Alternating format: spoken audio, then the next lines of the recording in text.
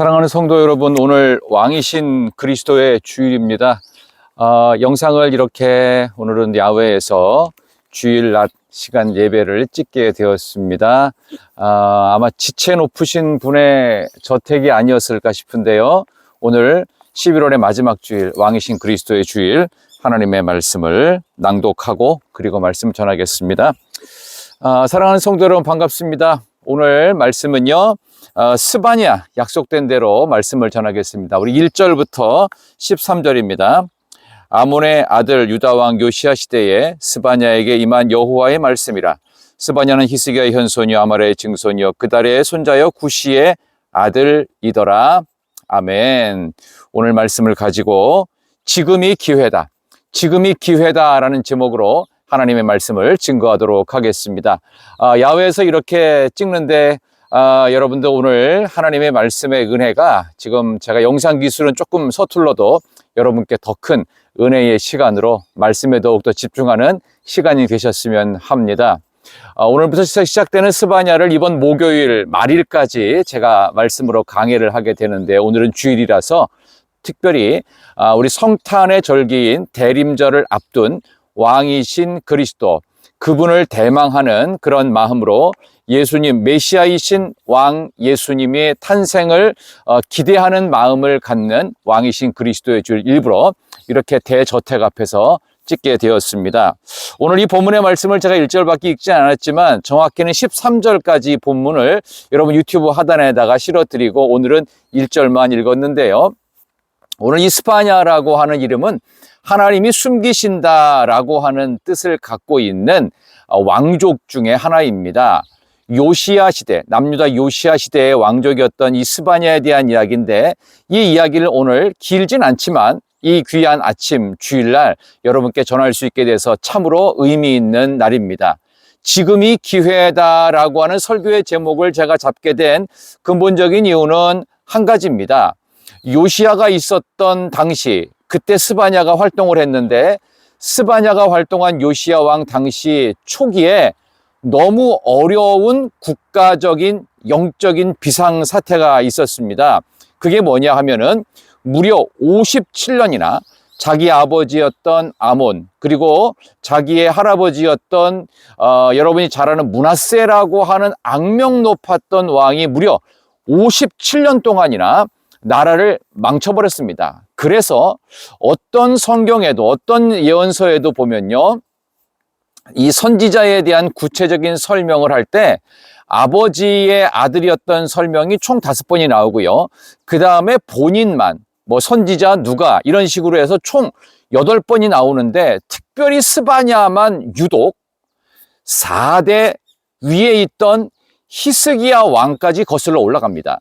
히스기야 왕, 13대 왕, 14대 므낫세, 그 다음에 15대 아몬, 본인 요시야 왕까지 16대 요시야 왕 당시에 활동했던 스바냐 선지자를 4대 손까지 언급한 이유는 4대 손을 거치면서 이 나라가 엉망이 되었다라는 것을 강조하는 아주 독특한 책이 되겠습니다. 그래서 요시야 시대 때 종교 개혁과 남유다의 최고의 전성기를 경험하게 되는 것을 설명하는 배경적인 의미에서 1절에 아몬의 아들 유다왕 요시야 시대, 이렇게 하면서 그때 스바냐 선지자가 활동할 때에 얼마나 영적으로 어려웠는지, 이 나라가 얼마나 엉망이 되었는지를 구체적으로 보여주는 실예라, 이렇게 하시면 되겠습니다. 그래서 환난 날에 하나님이 숨기신다는 이름을 뜻을 가진 이 스바냐는요, 등장 직전까지 무려 57년이나 나라가 망쳐졌다라고 말씀을 드렸죠. 우리 그런 의미에서 본다면 이 스바냐를 읽으면서 지금 이 땅과 이 민족 가운데 특별히 한 해의 시간을 무려 11개월, 이제 한 달 정도밖에 안 남았잖아요. 2023년 남겨진 시간들이 얼마 남지 않았는데, 올 한 해 여러분들 많이 힘들고 어려우셨다면 오늘 이 스바냐의 말씀을 통해서 여러분의 10년 가운데 새로운 기회가 만들어지기를, 지금이 기회다라는 제목으로 저는 말씀을 증거하고 있습니다. 자, 그렇다면 어떻게 이 요시야 당시에 그 스바냐가, 당시 요시야가 즉위했던 나이가 8살밖에 되지 않았습니다. 뭐 레임덕 현상을 뛰어넘는 뭐 리더십이 있으나 마나한, 그리고 무려 57년 동안이나 이 나라의 모든 영적인, 그리고 영적인 게 망가지면요, 국가 전반이 다 망가집니다. 부정부패는 뭐 말할 것도 없고요. 하나님의 백성인데 하나님 없이 사는 그런 상황에서 어떻게 이 요시야 시대의 종교개혁이 만들어질 수 있었는지, 스바냐 선지자가 감행했던 아주 중요한 두 가지 사건을 말씀드리려고 하는 것입니다. 그 첫 번째가 무엇이냐 하면요, 더욱더 하나님을 경외하도록 만든 것이었고요. 또 하나의 사건이 뭐냐 하면은 이웃을 향하여 생태계를 살려내는 일들을 정책적으로 앞당겼다라고 하는 사실입니다. 우리 하나씩 말씀을 살펴보면 좋겠습니다. 첫 번째는요, 더욱 하나님을 경외하는 건데, 이것은 나 중심에서 하나님 중심으로 이 가치관을 바꾸는 작업. 사람의 가치관은 세계관으로부터 형성되는데, 당시의 세계관은 우상숭배에 쩔어 있었던 57년이에요.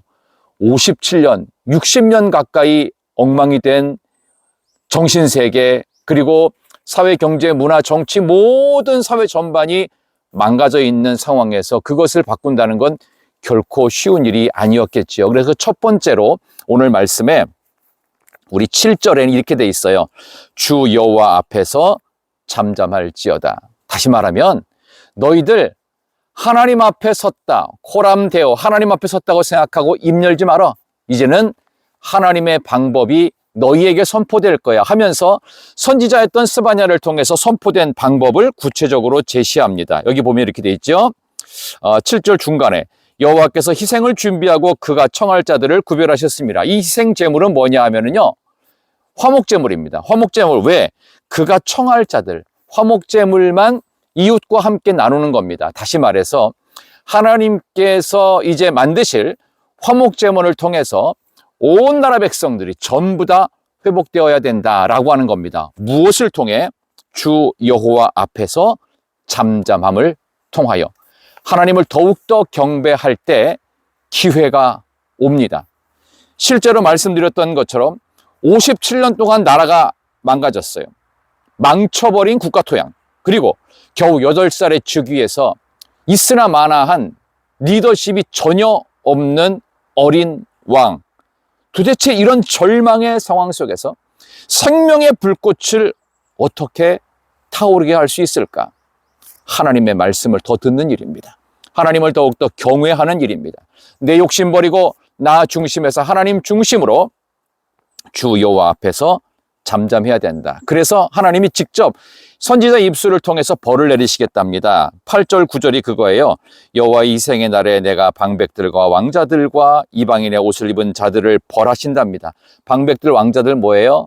아버지였던 므낫세하고 아몬 선대 왕들을 통해서 왕족들이 우상숭배로 엉망이 되었겠죠. 그들을 벌하신다는 거예요. 두 번째, 이방인의 옷을 입은 자들을 벌한다. 이걸 또 잘 풀어보니까 외국 명품 옷들을, 그러니까 허영에 들떠서 영적으로 정신적으로 망가진 이들이 허영에 들떠가지고 겉을 화려하게, 겉을 비싸게 보이려고 하는 그런 이들을 벌하신다. 그 다음에 세 번째는 9절에 포악과 거짓을 자기 주인의 집에 채운 자들을 벌하신답니다. 권력을 남용하고 재물을 약탈했던 자들을 하나님께서 꺾어버리신다라고 하는 그러한 얘기입니다. 그게 뭘 통해 가능하다고요? 정신세계인 나 중심에서 하나님 중심으로 주 여호와 앞에서 내 입을 닫아야 돼요. 하나님 앞에 내 욕심 버리고 하나님을 더욱더 경외하는 마음으로 돌아설 때만 이 일이 가능하다. 그때 기회를 하나님이 만드신다. 없던 길도 하나님이 만들어내신다라고 하는 사실, 여러분들 이번 한 주간 11월이 이제 거의 끝나가고 한 달이 남겨진 이제 12월을 준비하고 있는 여러분들, 남겨진 4일의 시간 동안 하나님의 은혜 앞에 더욱더 겸손하게 나 중심에서 하나님 중심으로 돌아서시는 여러분들 되시기를 진심으로 축원합니다. 자, 그 다음에는요, 이웃을 향한 영적 생태계를 회복하는 일입니다. 11절 볼까요? 막데스 주민들아, 너희는 슬피 울라. 가나안 백성이 다 패망하고 은을 거래하는 자들은 끊어졌음이라. 아멘. 슬피 울어야 된답니다. 누가요? 막데스 주민들. 이들 역시 하나님을 멀리 떠났던 사람들입니다.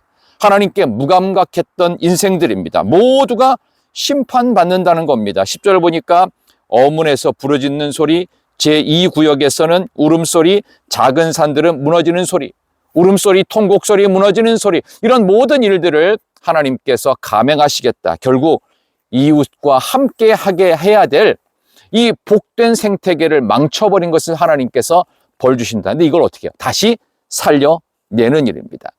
하나님의 매를 달게 맞을 때 회복이 됩니다. 그래서 어떻게 해요? 12절을 또 보니까 그때 내가 예루살렘에서 찌꺼기같이 가라앉아서 마음속으로 이르기를 여호와께는 복도 안 내리고 여호와는 화도 내리지 않는, 그렇게 말하는 자들을 등불 들고 두루 찾아서 벌하신다. 하나님께서는요, 이렇게 심지어 하나님의 절대 주권은 없는 거야, 하나님이 살아계실 리 없어 라고 부정하는 모든 이들을 전부 다 불 들고 찾아내서 벌을 내리신다. 그리고 13절에 재물이 노략되고 집이 황폐한다. 집 건축해봐라. 건축한 집에 너희들 못 살아. 포도원 갖고봐.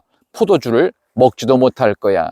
결국 망쳐버린 이웃과 함께할 이 영적 생태계를 회복하는 일이 중요합니다. 여러분, 그런 점에서요, 욕심을 내려놓으셔야 됩니다. 하나님과의 관계는 영성이라고 했지요.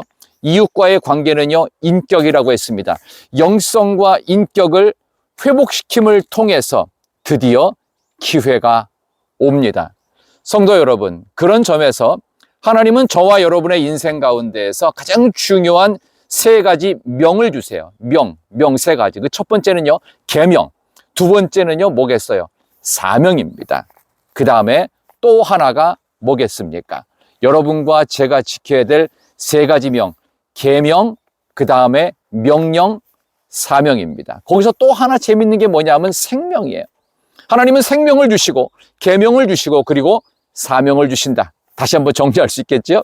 다시 한번 세 가지 명이 뭐라고요? 생명 주셨고 계명 주셨고 그 다음에는 어떻게 해요? 사명의 자리로 이끌어 가신다는 사실을 여러분과 제가 기억하는 복된 주일 되시길 바랍니다. 왕이신 그리스도의 주일, 여러분과 제가 지켜야 될 세 가지 명을 지킵시다. 생명 주셨습니다. 그리고 계명을 주셨습니다. 그리고 사명으로 여러분의 자리를 새롭게 하실 것입니다. 멀리 보이는 고가들을 보면서 저는 잠시라도 힐링할 수가 있었습니다. 이게 옛 우리 선조들이 살았던 참으로 따뜻했던 집들이지요. 행복했던 집이지요. 여러분이 가져야 될, 여러분이 사셔야 될 진정한 집, 아버지 집이 어딜까요? 교회입니다. 교회 안에서 교회를 만들어가고, 교회는 여러분 한 분 한 분이 모여서 교회가 됩니다. 따뜻한 사랑의 공동체 교회, 지금이 기회입니다. 여호와의 말씀 앞에서 잠잠하고 말씀으로 돌아오셔야 돼요. 영적 생태계를 회복하기 위해서 이웃들에게 내가 착취했고 욕심 부렸고 이겨먹으려고 했던 모든 것들을 내어놓고 세 가지 명에 집중하십시다. 생명 주신 하나님, 계명 주신 하나님, 그리고 소명의 자리로 우리를 이끌어 가실 하나님 앞에 말입니다. 오늘도 복된 주일 되시기를 진심으로 소망합니다. 기도하겠습니다. 하나님, 왕이신 하나님 그리스도의 주일을 주셔서 감사합니다.